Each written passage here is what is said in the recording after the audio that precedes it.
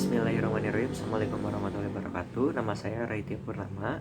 Pada kesempatan kali ini saya akan membuat sebuah video ya dimana dibuat untuk memenuhi ujian tengah semester genap mata kuliah Hukum Ekonomi Internasional kelas G di bawah dosen pengampu Ibu Dewi Rahmawati Gustini SHMA.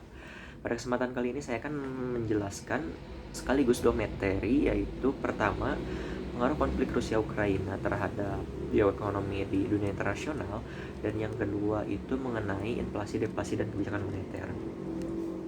Nah, pertama-tama, seperti yang kita ketahui bahwa Rusia itu benar-benar menyerang Ukraina sejak akhir Februari lalu. Serangan Rusia ini dimulai dengan meledakkan sejumlah kota di Ukraina. Nah, dengan ini tuh membuat banyak negara, salah satunya kebanyakan negara barat itu menjatuhkan sanksi ekonomi terhadap Rusia, seperti katakanlah United States, Inggris, Kanada, Jerman, bahkan hingga Jepang.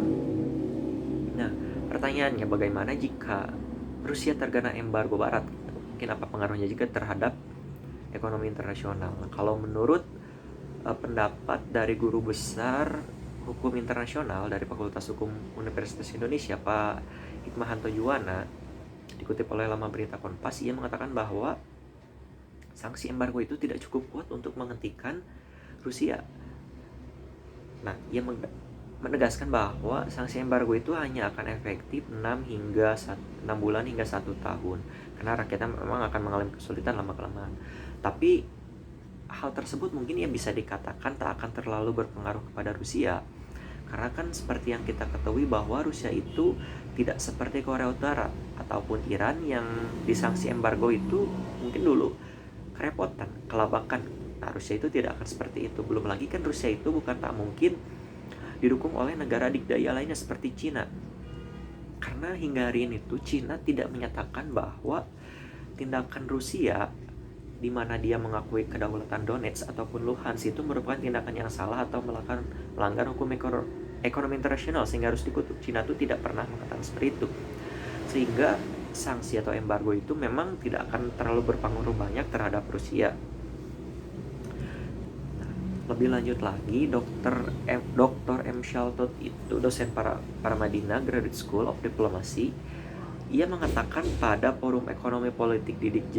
Rahbini yang bertajuk dampak perang Rusia-Ukraina terhadap ekonomi dan politik global, bahwa saat perang itu tidak semua pihak menjadi buntung atau rugi, defisit dan mengalami krisis perdagangan maupun ekonomi, itu tidak semua mengalami hal tersebut.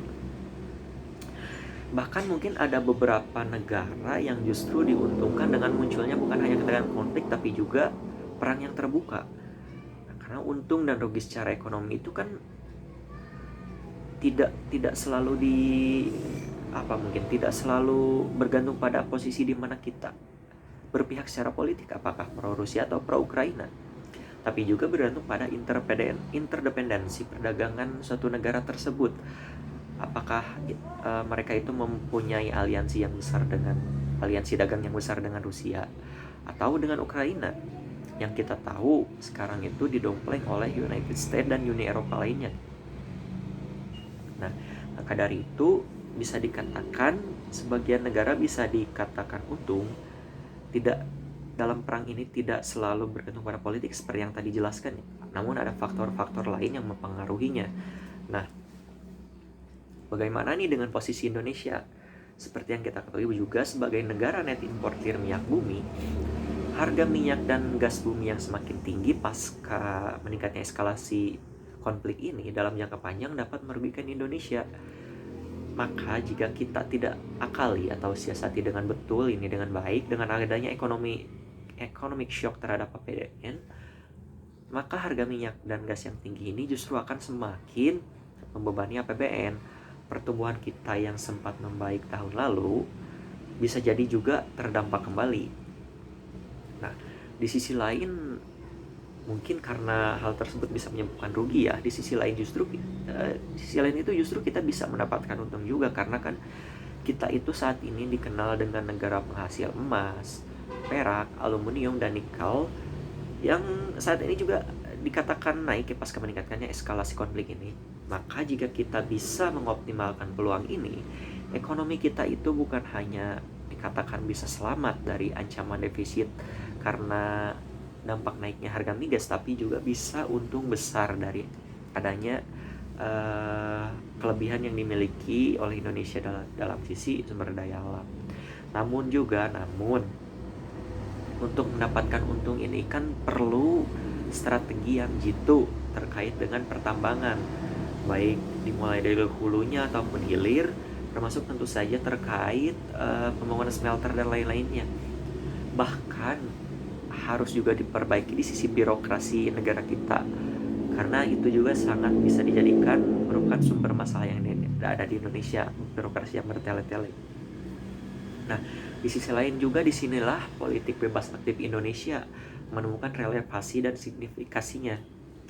Karena secara politik kita itu tidak terkait dengan pihak manapun. Secara perdagangan juga kita itu lancar-lancar saja dengan aliansi besar Rusia ataupun Ukraina dengan negara-negara yang mendukung Ukraina tersebut. Jadi ya inilah keuntungan Indonesia. Kita pintar-pintar kita mencari celah. Itu mungkin kurang lebih mengenai pengaruh konflik Rusia terhadap ekonomi internasional, khususnya juga untuk Indonesia.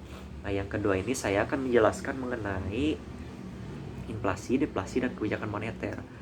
Inflasi itu adalah suatu keadaan perekonomian di suatu negara di mana terjadi sebuah kecenderungan kenaikan harga barang dan jasa secara umum dalam kurun waktu yang panjang atau kontinu. Itu untuk inflasi. Jika inflasi itu kan kenaikan harga barang yang terus mengalami kenaikan, maka deflasi itu merupakan keadaan perekonomian dalam suatu negara di mana terjadi kecenderungan penurunan harga yang terus-menerus dalam satu periode tertentu. Baik itu inflasi sebenarnya dan deflasi juga sebenarnya sama-sama merupakan masalah perekonomian suatu negara yang harus segera itu diatasi ya. Apalagi inflasi dan deflasi ini juga dapat mempengaruhi bisnis-bisnis yang ada di Indonesia. Nah, penyebab terjadinya inflasi itu yaitu kan naiknya permintaan dan biaya produksi untuk jenis barang atau jasa tertentu. Nah, jika inflasi ini menunjukkan kondisi indeks harga konsumen yang terus-menerus mengalami peningkatan, maka sudah dipastikan adanya terjadinya kenaikan harga bahan baku serta upah buruh pada setiap tahunnya dapat membuat biaya produksi semakin membengkak.